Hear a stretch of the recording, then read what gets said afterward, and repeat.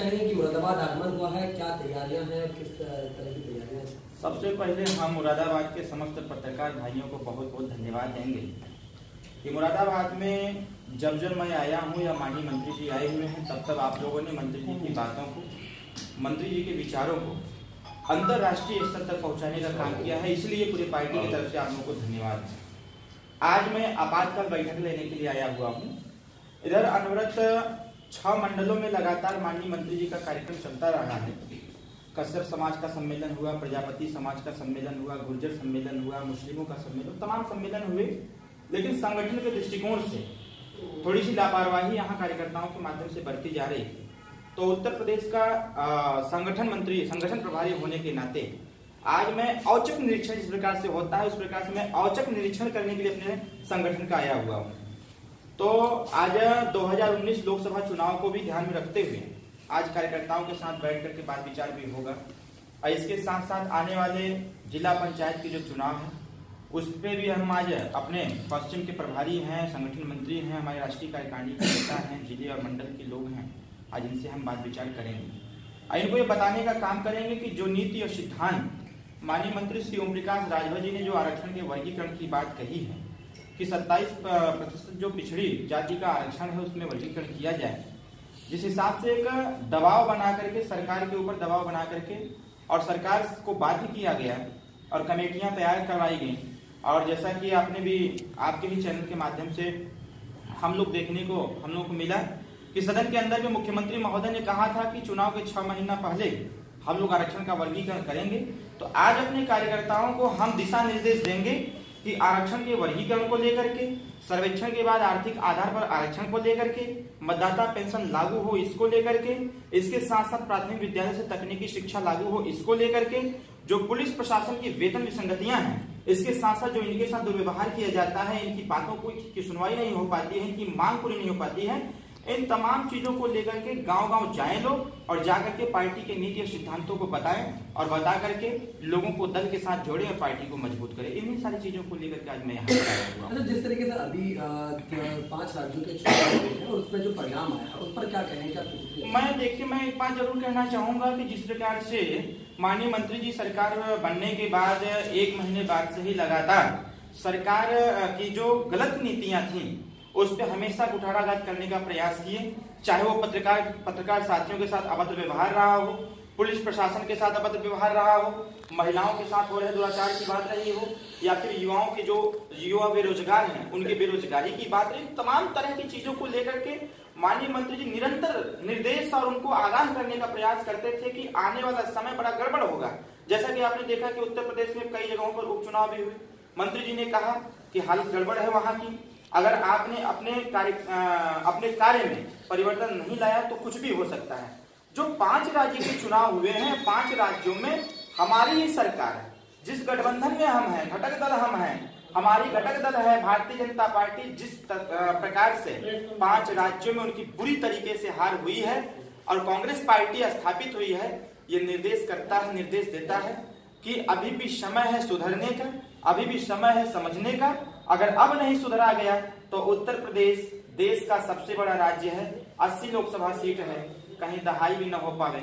इसलिए यहाँ की जो व्यवस्थाएं हैं, यहाँ के युवाओं की जो सोच है, यहाँ के समाज की जो सोच है, उस पर निरंतर खरा उतरने की आवश्यकता है। अन्यथा जैसे 5 राज्यों में स्थिति उत्पन्न हुई है उसी प्रकार से आने वाले समयों में उत्तर प्रदेश में होना चाहिए। क्या कमियां रही होंगी उन चुनावों में? देखिए, कहीं ना कहीं कहा जाता है ना कि घमंड व्यक्ति को नहीं होना चाहिए, ईगो नहीं होना चाहिए।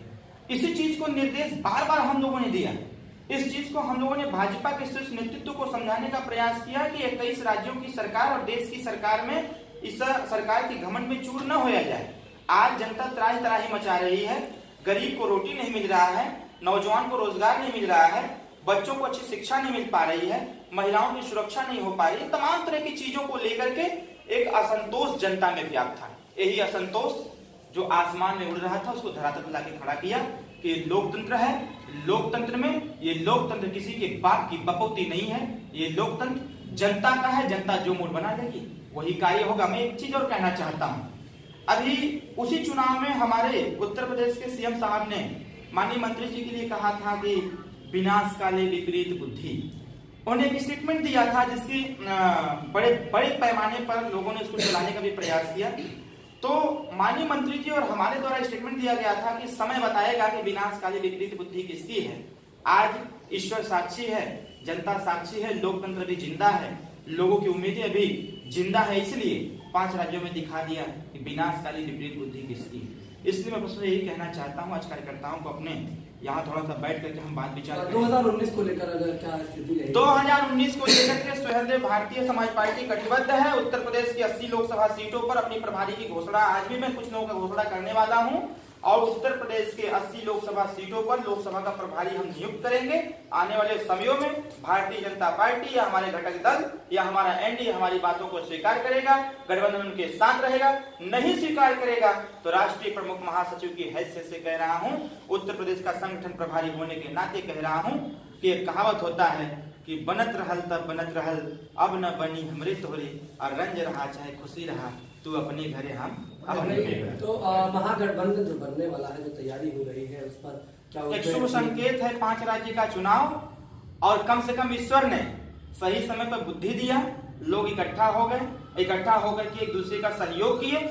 इसीलिए कह रहा हूं अगर जनता के अंदर असंतोष व्याप्त हुआ है तो इस असंतोष को खत्म करने की जरूरत है, और नहीं तो आने वाले समयों में अभी एनडीए एक तरफ, अभी आज मैंने न्यूज़पेपर में देखा और पोर्टल में भी चल रहा है कि महागठबंधन जो एनडीए से हैं रामविलास पासवान भी छोड़ के जाना चाहते हैं। उपेंद्र कुशवाहा चले ही गए, अब सबकी निगाहें हमारे ऊपर हैं। तो अब हम देखते हैं क्या करते हैं। हमारा विषय क्या होने वाला है, क्या आने वाले समय में बड़ा अच्छा कार्य होने वाला है। क्या किनारा वो एक अगर लोग हाथ सर पर हाथ रख के कसम खा लिए जब नहीं सुधरेंगे तो हम भी राजा सुहेलदेव जी के वंशज हैं, हम भी जानते हैं कि कैसे लोग सुधरेंगे। जहां तक महागठबंधन की बात है, 19 के चुनाव में महागठबंधन एनडीए के बीच लड़ाई होगी। आने वाले समयों में अगर जनता में असंतोष इसी प्रकार से व्याप्त रहा, जनता की बातें नहीं सुनी गई, ओम प्रकाश राजा की मांगे नहीं मानी गई, तो आने वाला इशारा यही करता है कि रास्ते हमारे अलग होंगे, विचार हमारे एक होंगे। क्या कहें कि 4.5 साल की सरकार केंद्र में रही और देखिए हर स्तर से सरकार खेल रही है भैया। मैं एक लाइन जानता हूँ, हम लोग जमीन पर रहने वाले लोग हैं, गांव और गलियों में घूमने वाले लोग हैं। आज ये जो वादे किए गए थे जनधन योजना के माध्यम से कि 15 लाख रुपए अकाउंट में आएगा, तमाम तरह की बातें कही गई। युवाओं को लॉलीपॉप दिया गया कि 1 साल में 2 करोड़ नौकरी लाएंगे।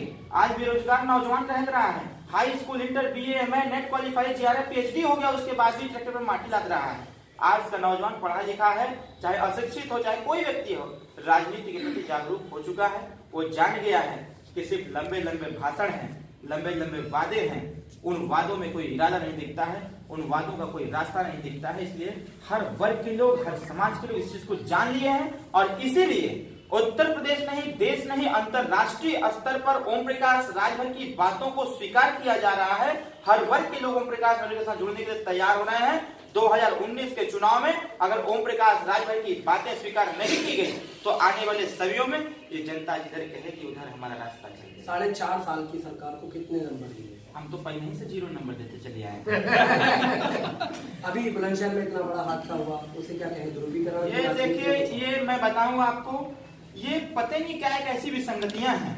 मैं भी बचपन से इस चीज को जानने का प्रयास कर रहा हूँ और आज भी जानने का प्रयास कर रहा हूँ कि जब जब भाजपा की सरकार होती है तब तब हिंदू मुस्लिम की राइट कराने का प्रयास करता है।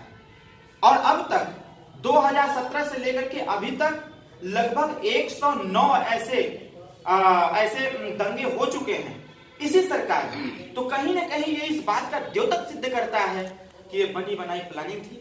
इस बुलंदशहर की घटना नदी घटना थी, उसमें सरकार का एक आदमी भी मारा गया, एक नौजवान भी मारा गया, जो अपराधी था उसका प्लानर था वो भी पकड़ा गया।